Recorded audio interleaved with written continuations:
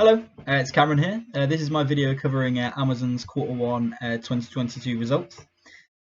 Overall, I'd say it's not as bad as everyone's making out. I think a lot of the issues they have are only going to be seen for this quarter, and I'd say within in the next 2 quarters, it will probably go up after that. But I can see it going down in the short term again. But yeah, I'll get into more why that is. But yeah, first off, starting off, one of the big issues for cash flow investors was operating cash flow has decreased 41%, which is obviously a massive kick in the nuggets for all the cash flow investors. Next thing was just net sales have increased by increased 7%, which is very good. And they've also gone to point out that without foreign exchange changes, this would actually be 9%. So the dollar's strengthened against a few European currencies and also just currencies around the world. So without those changes, they're basically just saying their sales would grow 9%. Operating income has also decreased from 8.9 billion, and their net loss is 3.7 billion. And they also wanted. Oh no, yeah. The one thing I wanted to talk about that is that also includes their Rivian stock they're holding, which, as you can see, is just gone down massively. So a lot of their net loss is basically attributed to this. So I don't see that as a big problem. But yeah. Next thing I wanted to talk about was just this little bit here. So AWBS is really the star of Amazon. It's just the crown jewel really, and it's obviously killing it still, growing 34% over the last 2 years and 37 year over year in the first quarter, which is really, really good. But the more important point was this line here. So they're no longer chasing physical or staffing capacity and are squarely focused on improving productivity and cost efficiency. So over the last couple of years, I think really since the pandemic, they've been focusing a lot more on just increasing capacity and just producing as much as possible. And I think a lot of that has just been trying to take as much advantage of the e-commerce market and the pandemic as possible. And they're basically saying now they're going to be returning to focus on profitability and those efficiencies, which I think from the statements that we'll get into is really the right move for Amazon at this point. But yeah, so let's get into the cash flow statement. Yeah, so the first thing I wanted to point out the first thing is that net cash has decreased massively. And there's a few reasons for this, but holistically, I don't really see this as a massive problem, if I'm being honest, and I'll get into most of the issues just being temporary. So if you look at a few of the big reasons why the cash flows decrease, you can see deferred income taxes. So that's changed by 4.8 billion. So what that says to me is basically they had 800 million that they hadn't paid in taxes that they should have from last quarter, and now they're paying that off, and they're also paying even more there for this quarter. So again, that's quite expected. They should be paying more income taxes. Then also other part is changes in inventories. So it says they're just holding a lot more stock, which is again in line with what they were doing. We're just increasing as much capacity as possible and taking advantage of the e-commerce market over the last couple of years. And same as accounts receivable. So basically, this is just more people owe them more money, which again isn't really an issue in the long term. But they're going to get that money eventually. And accounts payable has also decreased massively. And this is basically just says to me they're just loaning out less money essentially, which again isn't a massive problem. And you see overall this has actually caused quite a big decrease in their net cash from operating activities. I don't really think this is a big problem. Like the things I've mentioned aren't fundamental issues with Amazon. They're just paying off more taxes, holding more inventory, like loaning out less money. Like this isn't anything wrong with their business. But yeah.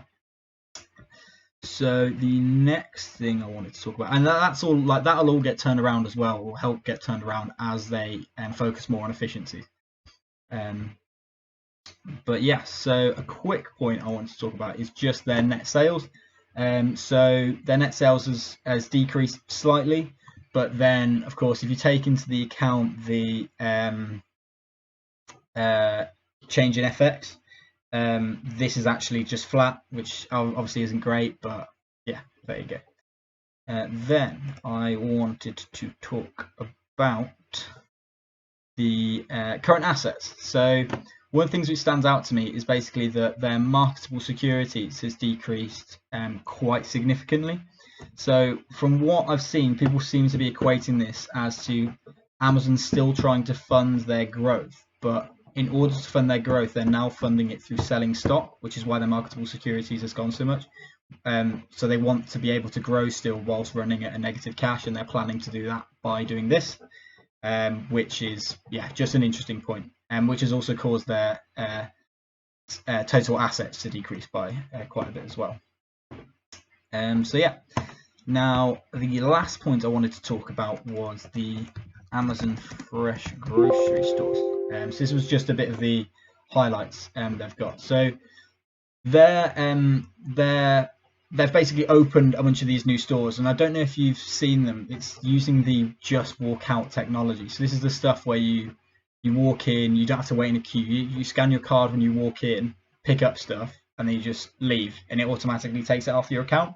And to me, this is like improving efficiency in supermarkets so much, and I would really be surprised if this technology isn't used like everywhere in 20 years. Like the amount of like just cost efficiencies on staff and all of this from having this technology is so massive. Like if your competitors are using it, and I feel like a lot of what they need to do is normalize it in the market and get it rolled out a lot more, which is what they're doing. So they're saying they're rolling out at third-party locations, and I think that's again a really, really good move. And they've also got 46 of their own, which is I think theoretically in 20 years I see no reason why, if the technology doesn't have bugs and they can get it to work, I think most grocery stores will be using all this. But yeah, let's get into the last part, which is the second quarter guidance, which is a lot of where people were being really annoyed at is because people were saying the guidance is really, really poor. But yeah, so first point is net sales is expected to be between 160 and 121 billion, or grow between 3 and 7%. So they're basically saying they think Amazon is going to grow at about 5%, which is has a lot of people saying, oh, Amazon's done, its growth, like Amazon's growth period's done, it's not the same, blah, blah, blah, blah, blah.